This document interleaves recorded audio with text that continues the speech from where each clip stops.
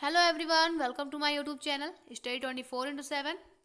तो फ्रेंड्स, आज के इस वीडियो में बात करने वाले हैं अपने 22वें लेसन प्लान के बारे में, जो हमारे विषय भूगोल से है। और आज हमारा प्रकरण है भूकंप। तो आइए देखते हैं कि ये भूकंप आते कैसे हैं और इस जो लेसन प्लान को हम कैसे बनाते हैं। तो इस लेसन प्लान को देखने के लिए आप वीडियो को पूरा देखेंगे बिना स्किप किए। तो सबसे पहले आप पाठ योजना संख्या डालेंगे अपने अकॉर्डिंग। हमारा 22वां लेसन प्लान है। फिर आप लिखेंगे विद्यालय का नाम। विद्यालय का नाम यानी जिस विद्यालय में आपकी टीचिंग लगी है उस विद्यालय का नाम आप यहाँ पे लिखेंगे। उसके बाद आप एक 3 कॉलम बनाएंगे जिसमें आपको दिनांक, कक्षा व वर्ग, विषय, प्रकरण, चक्र और अवधि लिखेंगे। तो विषय हमारा भूगोल है और प्रकरण है भूकंप। बाकी सारी चीज़ें आप अपने अकॉर्डिंग लिख लेंगे। फ्रेंड्स, आगे बढ़ने से पहले बता दें, अगर आपको हिस्ट्री एंड सिविक्स के लेसन प्लान देखने हैं तो उसके प्लेलिस्ट हमारे यूट्यूब चैनल पे हैं, जिसमें आपको 30 लेसन प्लान प्रोवाइड करवाए गए हैं, जिसका लिंक आपको डिस्क्रिप्शन बॉक्स में दे दिया गया है। आप जाके वहाँ से देख सकते हैं। और अगर आपको किसी और भी सब्जेक्ट का लेसन प्लान चाहिए तो आप हमें कमेंट बॉक्स में ज़रूर बताएं। आगे बढ़ते हैं। अब आता है हमारा समान उद्देश्य। तो समान उद्देश्य देखिए हमारा किससे संबंधित होता है। समान उद्देश्य जो होता है हमारा, वो हमारे विषय के लिए होता है और विशिष्ट उद्देश्य हमारे प्रकरण के लिए होता है।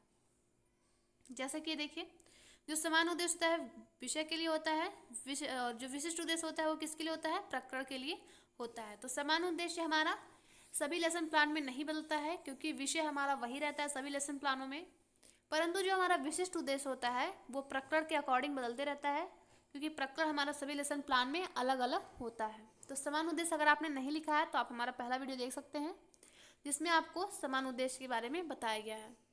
यह आपके विषय के लिए होता है, जैसे छात्रों में भौगोलिक स्थितियों का ज्ञान कराना, छात्रों में भूगोल के प्रति रुचि जागृत करना, और छात्रों में यह सारी चीज़ें जो हैं किस में आती हैं, ये सारी चीज़ें समान उद्देश्य में आती हैं। तो आप पूर्वत लिख सकते हैं।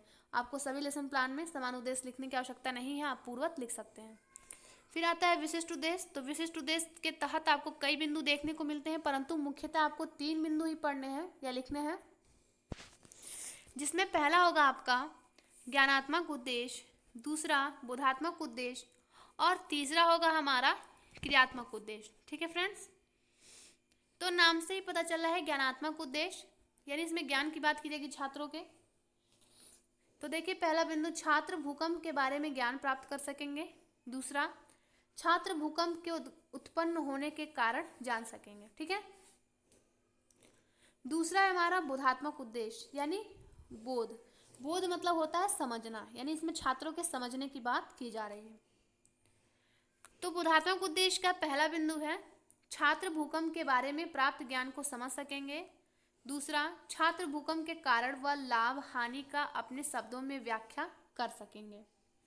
अब आता है हमारा क्रियात्मक उद्देश्य, यानी छात्रों ने जानने और समझने के बाद जो क्रिया किया उसे किस में लिखेंगे, क्रियात्मक उद्देश्य में लिखेंगे। इसका पहला बिंदु होगा छात्र भूकंप के झटकों की पहचान कर सकेंगे। दूसरा, छात्र भूकंप के दौरान स्वयं व दूसरों की सहायता कर सकेंगे। आगे बढ़ते हैं हम। अब आता है हमारा सहायक सामग्री।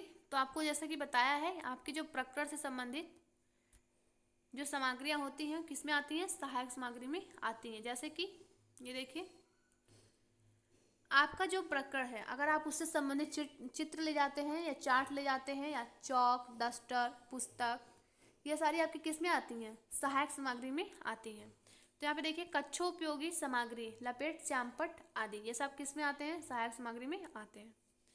फिर आता है हमारा पूर्व ज्ञान।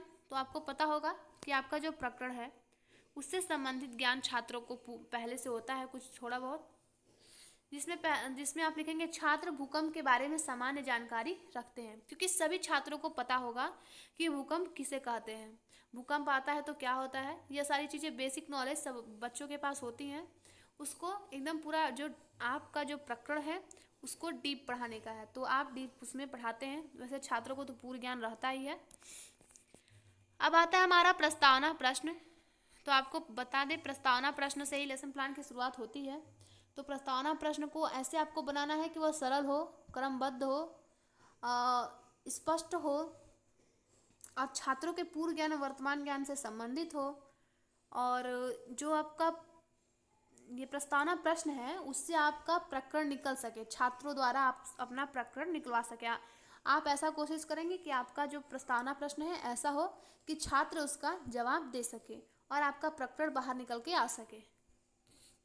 इसके लिए आप 3 कॉलम बनाएंगे, जिसमें पहला आपका प्रस्तावना प्रश्न का, दूसरा छात्राध्यापक क्रिया यदि छात्रा है तो छात्राध्यापक क्रिया, और तीसरा है छात्र क्रिया। ठीक है, जिसमें प्रस्तावना प्रश्न का पहला प्रश्न हमारा ये देखिए, हम सब किस ग्रह पर रहते हैं, तो पृथ्वी। दूसरा, पृथ्वी के ऊपरी सतह को किस नाम से जाना जाता है, तो भूपर्पटी या भूपटल। तीसरा, भूपटल में होने वाले कंपन को क्या कहते हैं, तो क्या कहते हैं, भूकंप कहते हैं। चौथा, भूकंप क्यों आते हैं, क्यों आते हैं, तो ये क्या है, छात्रों के लिए समस्यात्मक प्रश्न है जिसका स्पष्टीकरण आपको आगे देना होता है। अब देखते हैं उद्देश्य कथन। तो देखिए, उद्देश्य कथन में आपको लिखना होगा, बच्चों आज हम भूकंप के बारे में अध्ययन करेंगे। उद्देश्य कथन क्यों किया जाता है, उद्देश्य कथन इसलिए किया जाता है कि जो छात्र हैं उनकी रुचि जो है प्रकरण के प्रति बढ़े। उद्देश्य कथन करते समय जो छात्र अध्यापक हैं उनके अंदर उत्साह होना चाहिए, जिससे जो है छात्र भी उत्साहित हो। अब आता है हमारा प्रस्तुतिकरण, यानी जो आपका प्रकरण है उसे प्रस्तुत करने के लिए आप तैयार हैं, तो आपको उसमें लिखना होगा, अध्ययन अध्यापन की सुविधा हेतु प्रस्तुत प्रकरण को 2 अनुमितियों में बांटकर प्रस्तुत किया गया है। सुविधा के लिए आप 2 अनुमिति में बांट देते हैं। अगर आपका प्रकरण छोटा है तो आप एक ही अनुमिति में पढ़ा सकते हैं, ऐसी कोई बात नहीं है।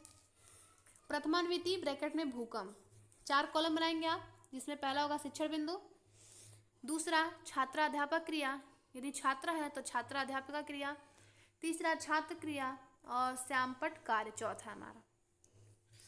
शिक्षण बिंदु में लिखेंगे आप भूकंप और स्पष्टीकरण देंगे, तो स्पष्टीकरण में लिखेंगे आप, भूकंप या भूचाल पृथ्वी की सतह के हिलने को कहते हैं। यह पृथ्वी के स्थल मंडल में ऊर्जा के अचानक मुक्त हो जाने के कारण उत्पन्न होने वाली भूकंपीय तरंगों की वजह से होता है। भूकंप का मापन भूकंप मापी यंत्र से किया जाता है, जिसे सिस्मोग्राफ कहा जाता है। छात्र क्रिया में आप लिखेंगे, छात्र ध्यान पूर्वक सुनते हैं। श्यामपट्ट कार्य में लिखेंगे भूकंप, हेडिंग डालेंगे और उसके बाद लिखेंगे, भूकंप पृथ्वी की सतह के हिलने को कहते हैं। यह पृथ्वी के स्थल मंडल में अचानक ऊर्जा मुक्त हो जाने के कारण उत्पन्न होता है। अब देखिए, यहाँ से एक भूकंप का आघूर्ण परिमाण मापक्रम पारंपरिक रूप से नापा जाता है। और यहाँ पर आगे बढ़ते हैं, श्यामपट्ट कार्य में भूकंप को भूकंप मापी सिस्मोग्राफ से मापते हैं। उसके बाद स्पष्टीकरण में लिखेंगे आप, अगर आपको ये फिगर चस्पा करना है तो आप यहाँ पे लगा सकते हैं। फिर लिखेंगे आप, पृथ्वी की सतह पर भूकंप अपने आप को भूमि को हिलाकर या विस्थापित करके प्रकट करता है। जब एक बड़ा भूकंप ऊपरी केंद्र अपतटीय स्थिति में होता है या समुद्र के किनारे पर पर्याप्त मात्रा में विस्थापन का कारण बनता है, जो सुनामी का कारण है। भूकंप के झटके कभी कभी भूस्खलन और ज्वालामुखी गतिविधियों को भी पैदा कर सकते हैं। भूकंप के उत्पन्न होने का प्रारंभिक बिंदु केंद्र या हाइपोसेंटर कहलाता है। अब लिखेंगे आप, श्यामपट्ट कार्य में भूकंप उत्पन्न होने के प्रारंभिक बिंदु को केंद्र या हाइपोसेंटर कहा जाता है। जब आपका प्रकरण पूरा हो जाएगा, यानी व्याख्यान जो आपका है वो पूरा हो जाएगा, तो आप बोध प्रश्न पूछेंगे। बोध प्रश्न क्यों पूछते हैं कि आपने जो छात्रों को पढ़ाया उन्हें कितना समझ में आया, उन्हें कितना याद हुआ, यह सारी चीज़ें देखने के लिए आप बोध प्रश्न को पूछते हैं। तो बोध प्रश्न में आप प्रश्नों की संख्या अपने अकॉर्डिंग रख सकते हैं। आपको बोध प्रश्न जो आपने व्याख्यान दिया है उसी में से आपको बोध प्रश्न पूछने हैं, अलग से आपको बोध प्रश्न नहीं पूछने हैं। तो बोध प्रश्न का पहला प्रश्न है, भूकंप को किससे मापते हैं, तो किससे मापते हैं, भूकंप मापी से मापते हैं। दूसरा, भूकंप आने के कारण बताइए। तो छात्रों के लिए क्या है, ये छात्रों के लिए समस्यात्मक प्रश्न है जिसका स्पष्टीकरण आपको देना होगा। ठीक है, तो आप कब देंगे, ये द्वितीय अनुमिति में देंगे। तो अब आप हेडिंग डालेंगे, द्वितीय अनुमिति ब्रैकेट में भूकंप के कारण तथा बचाव व लाभ हानि। फिर से आप 4 कॉलम बनाएंगे, जिसमें आपका पहला होगा शिक्षण बिंदु, शिक्षण बिंदु, दूसरा छात्र अध्यापक क्रिया, यदि छात्र हैं तो छात्र अध्यापक क्रिया, तीसरा छात्र क्रिया और चौथा हमारा श्यामपट्ट कार्य। अब स्पष्टीकरण लिखेंगे आप छात्र अध्यापक क्रिया में या छात्र अध्यापक क्रिया में। भूकंप आने के प्राकृतिक एवं मानवीय कारक हो सकते हैं जो निम्न प्रकार हैं। और श्यामपट्ट कार्य में लिखेंगे भूकंप आने के प्राकृतिक एवं मानवीय कारण। स्पष्टीकरण में देख लीजिए, आप लिखेंगे छात्र अध्यापक क्रिया में मानव जनित कारण, परमाणु परीक्षण, विस्फोट, बांध निर्माण के समय एक जगह पानी एकत्र होने के कारण आदि। दूसरा प्राकृतिक कारण, प्राकृतिक कारण में जब ज्वालामुखी विस्फोट होती है जिसके कारण कंपन उत्पन्न होती है जो भूकंप को जन्म देती है। दूसरा जब पृथ्वी प्लेटों में असंतुलन उत्पन्न होती है तो भूकंप का जन्म होती है। अब देखिए यहाँ पे लिखेंगे आप कारण होते हैं मानवीय कारक, परमाणु परीक्षण, विस्फोट आदि। प्राकृतिक कारण ज्वालामुखी प्लेटों में असंतुलन, हिमखंड या शिलाओं के धसाव आदि। अब देखिए तीसरा जो हमारा हिमखंड या शिलाओं को खिसकने से आदि, ये हमारे किसके कारण है? प्राकृतिक कारण है ये सब। यहाँ लिखेंगे आप हिमखंड या शिलाओं के धसाव आदि। अब भूकंप से बचाव, खुली जगह पर रहें आदि। ये आपके श्यामपट्ट कार्य में देख लीजिए, श्यामपट्ट कार्य में भूकंप से बचाव, खुली जगह पर रहें। लाभ हानि देख लीजिए, लाभ हानि खनिज, नवीन स्थलाकृतियाँ आदि। और यहाँ पर स्पष्टीकरण में भूकंप से बचाव, अगर आप घर के बाहर हो तो जहाँ हो वहाँ से आप ना हिलें, तथापि बिल्डिंग, पेड़ों, स्ट्रीट लाइटों आदि से दूर रहें। यदि आप किसी खुली जगह पर हो तो वहाँ तब तक रुकें जब तक कि भूकंप के झटके ना रुक जाएं। सबसे बड़ा खतरा बिल्डिंग के बाहर निकास द्वारों तथा इसकी बाहरी दीवारों के पास होता है जिनसे आप दूर रहें। छात्र क्रिया में आप लिखेंगे छात्र ध्यानपूर्वक सुनते हैं। आगे बढ़ते हैं हम। भूकंप से लाभ व हानि, तो श्यामपट्ट कार्य में देख लीजिए जन धन की अपार हानि। और उसके बाद स्पष्टीकरण में भूकंप से लाभ व हानि, नवीन स्थलाकृतियों का निर्माण, बहुमूल्य खनिज आदि धरातल पर आ जाते हैं। हानियाँ जन धन की हानि, बाढ़, सुनामी, भूस्खलन आदि। अब जब आपका प्रकरण पूरा हो जाएगा तो आप पुनरावृत्ति प्रश्न पूछेंगे। तो पुनरावृत्ति प्रश्न को मैंने आपको बताया है कि आपके प्रकरण से संबंधित होता है, यानी जो आपका 2 अन्विति है उससे एक ही अन्विति यानी पूरे प्रकरण को मिला के प्रश्नों को पूछा जाता है पुनरावृत्ति प्रश्न में। पुनरावृत्ति प्रश्न में आप बोध प्रश्न में पूछे गए प्रश्नों को नहीं रख सकते हैं, इसमें आपको नए प्रश्नों को रखना है, वो आपके प्रकरण से संबंधित होने चाहिए। बाहर के प्रश्न आप इसमें नहीं रख सकते हैं, ठीक है। रिपीटेड क्वेश्चन इसमें नहीं होने चाहिए। तो पुनरावृत्ति प्रश्न के लिए 2 कॉलम बनाएंगे आप, जिसमें पहला होगा आपका छात्राध्यापक क्रिया, दूसरा छात्र क्रिया।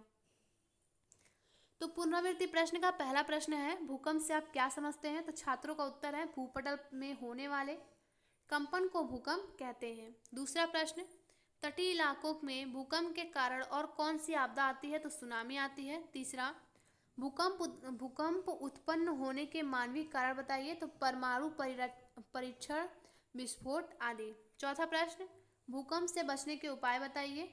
तो खुले स्थान पर चले जाना, यदि घर में फंसे हो तो तख्ते के नीचे छिप जाएं आदि, ठीक है।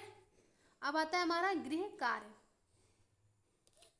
तो आपको बता दें गृह कार्य में आप छात्रों को प्रकरण से संबंधित कोई भी कार्य दे सकते हैं, जिसमें आप लिखेंगे क्या? छात्र अपने माता पिता, दादा दादी से भूकंप पर चर्चा कर कक्षा में छात्रों के साथ सामूहिक चर्चा करेंगे। ये आपका क्या हो जाएगा? ये आपका गृह कार्य हो जाएगा। जैसा कि मैंने आपको बताया, आप प्रकरण से संबंधित किसी भी कार्य को छात्रों को दे सकते हैं, यहाँ पर यह दिया गया है। उसके बाद जो नेक्स्ट एंड लास्ट जो हेडिंग है वो हमारी किसकी है? वो हमारी समीक्षा की है। तो मैंने आपको बताया समीक्षा हेडिंग डालने के बाद आप छोड़ देंगे, क्योंकि इसमें आपके अध्यापक द्वारा जो आपकी फाइल को साइन करेंगे उनके द्वारा टिप्पणी की जाएगी कि आपके लेसन प्लान जो है वो कैसा है, इसमें क्या त्रुटियां हैं, आपका शिक्षण प्रभावी है या नहीं, अनुशासन सही है या नहीं, टीएलएम का प्रयोग किया जा रहा है या नहीं, बच्चों को समझ आ रहा है कि नहीं। ये सारी चीज़ें आपकी किस में आएंगी? समीक्षा में ही आएंगी, जो आपके अध्यापक द्वारा टिप्पणी में की जाएंगी, ठीक है फ्रेंड्स। वीडियो अच्छा लगे तो लाइक करें, शेयर करें और हमारे चैनल को सब्सक्राइब करें। थैंक यू फ्रेंड्स, मिलते हैं नेक्स्ट वीडियो में।